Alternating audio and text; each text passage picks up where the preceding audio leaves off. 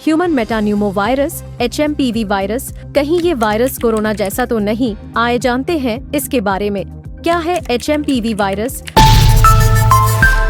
हाल के दिनों में HMPV के मामले चीन में बढ़ रहे हैं, जिससे वैश्विक स्वास्थ्य समुदाय सतर्क हो गया है।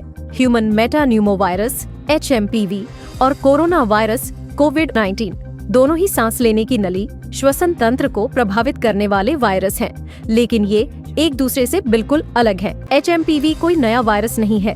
इसे पहली बार 2001 में पहचाना गया था। ये मुख्य रूप से छोटे बच्चों, बुजुर्गों और कमजोर इम्यूनिटी वाले लोगों को प्रभावित करता है। HMPV के लक्षण सामान्य सर्दी या फ्लू जैसे होते हैं, जिनमें खांसी, बुखार, नाक बंद होना, गले में खराश और सांस लेने में कठिनाई शामिल है। अधिकांश लोग कुछ दिनों में ठीक हो जाते हैं, लेकिन शिशुओं, बुजुर्गों और कमजोर इम्यूनिटी वाले व्यक्तियों में यह गंभीर रूप ले सकता है। कोरोना वायरस के लिए वैक्सीन और एंटीवायरल दवाएं उपलब्ध हैं, जबकि HMPV के लिए फिलहाल कोई टीका या एंटीवायरल दवा नहीं है।